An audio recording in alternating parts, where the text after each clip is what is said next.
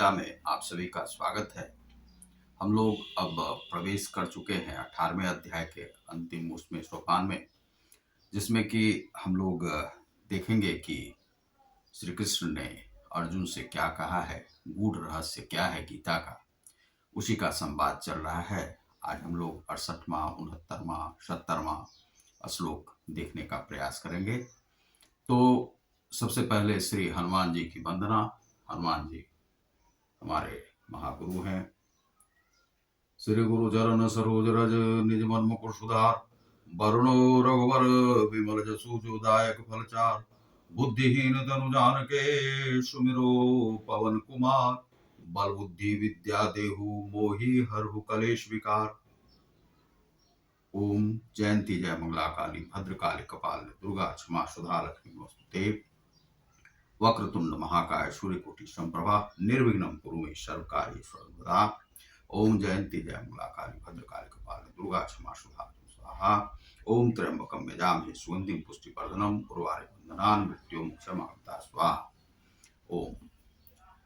सबसे पहले आज हम बताना चाहते हैं कि कल किसी ने बागेश्वर धाम से जो लाइव वहाँ कार्यक्रम हो रहा था, तो उसमें हमें लाइव जोड़ दिया था और वह हम देख रहे थे।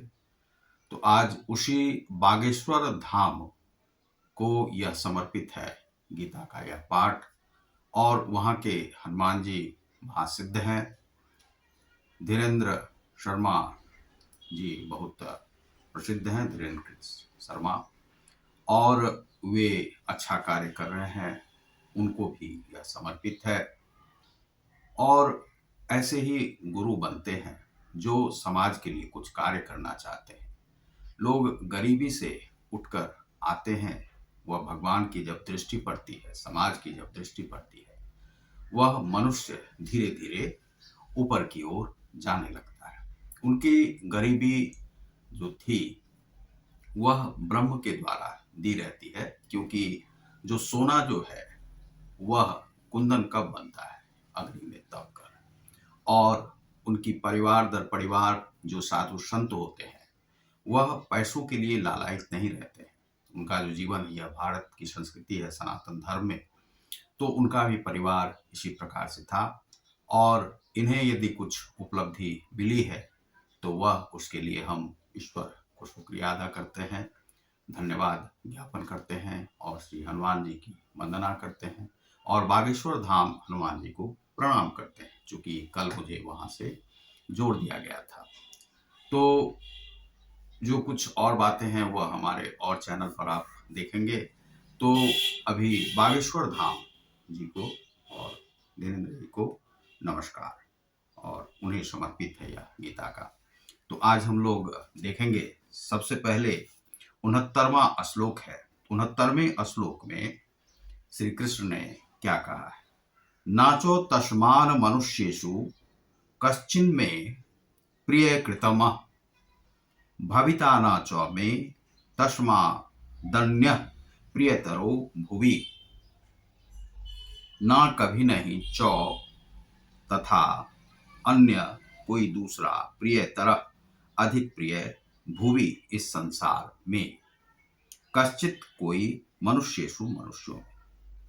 तो इसमें कहा गया है कि इस संसार में उसकी अपेक्षा कोई अन्य सेवक ना तो मुझे अधिक प्रिय है और ना कभी होगा। उसकी अपेक्षा अर्थात यहाँ पर जो पहले श्लोक में कहा गया है, पहले श्लोक में कहा गया है कि जो व्यक्ति भक्तों को यह परम रहस्य बताता है। तो परम रहस्य क्या है? जो गीता का परम रहस्य है उसे जो बताता है वह शुद्ध भक्ति को प्राप्त करेगा। तो यह पहले कहा गया है, और इसी रहस्य को बताने वाले के लिए यहाँ पर कहा गया है इस संसार में उसकी अपेक्षा कोई अन्य सेवक ना तो मुझे अधिक प्रिय है और ना कभी होगा।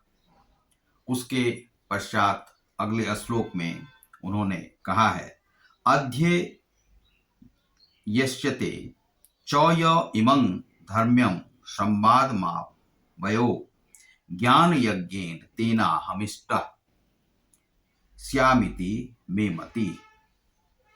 अर्थात अध्ययिष्यते, अध्ययन या पाठ करेगा, चौभी जो इमम इस धर्म्यम पवित्र संवादम वार्तालाप या संवाद को आवयो हम दोनों के ज्ञान रूपी यज्ञेन यज्ञ में। तो और मैं घोषित करता हूं, यहां पर श्री कृष्ण घोषित करते हैं, क्या घोषित करते हैं कि अध्ययिष्यते जो अध्ययन करेगा, अर्थात जो हमारे इस पवित्र संवाद का, अर्जुन और कृष्ण संवाद का अध्ययन करता है, वह अपनी बुद्धि से मेरी पूजा करता है। तो जब वह अध्ययन करता है तो गीता की यहाँ पर विशेषता बताई गई है। तो गीता जो है वह चली गई थी, इसीलिए ये संवाद जो है हो नहीं पा रहा था। तो इसमें कहा गया है कि जो गीता का अध्ययन करता है, जो गीता के बारे में जानता है और नियमित रूप से इसका पाठ करता है, वह श्री कृष्ण को अत्यधिक प्रिय है। तो गीता को पाठ करने वाला, गीता का प्रथम अध्याय से लेकर अष्टादश अध्याय तक का पाठ करने वाला, इसके मूल रहस्य को समझने वाला जो होता है, वह आध्यात्मिक व्यक्ति होता है। और आध्यात्म की चाहे किसी भी विचारधारा से आप जुड़े हुए हों, गीता आपको जो है उस लक्ष्य तक आपको पहुंचाता है जिसमें आप अपनी हर ज्ञान की वृद्धि कर सकते हैं। आध्यात्मिक ज्ञान की वृद्धि कर सकते हैं, वैज्ञानिक ज्ञान की वृद्धि कर सकते हैं, सांसारिक ज्ञान की वृद्धि कर सकते हैं, प्राकृतिक ज्ञान की वृद्धि कर सकते हैं, ब्रह्मांडीय ज्ञान की वृद्धि कर सकते हैं, पेड़ पौधे और नस्लीय जितने भी ज्ञान हैं उसकी भी वृद्धि कर सकते हैं। शिक्षा का कोई भी अंग इस पुस्तक में ऐसा नहीं है कि रह गया हो। इस पुस्तक में शिक्षा का हर अंग की विशदता से जो है वर्णन की गई है।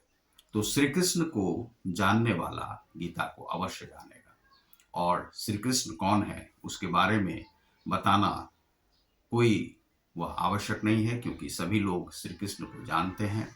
और श्री कृष्ण को महाभारत से लेकर और विष्णु भगवान को भी राम के रूप में आप देखते हैं, तो राम और कृष्ण को जानने वाला सभी है। और वही कृष्ण है जो कि अर्जुन को यह ज्ञान दे रहे हैं और गीता का ज्ञान दिया है। और यह व्यास के माध्यम से कहा गया है कि यह श्री कृष्ण ने यह ज्ञान अर्जुन को दिया, जो कि व्यास के द्वारा जो है वह रचित गीता जो है सो है। तो आज का जो यह अध्ययन है वह बागेश्वर महाराज के लिए समर्पित है, और बीच में कुछ बत्ती चली गई थी तो उसके लिए आप क्षमा करेंगे। तो बहुत बहुत धन्यवाद। आप देख रहे हैं ग्लोबल योग गीता को। नमस्कार।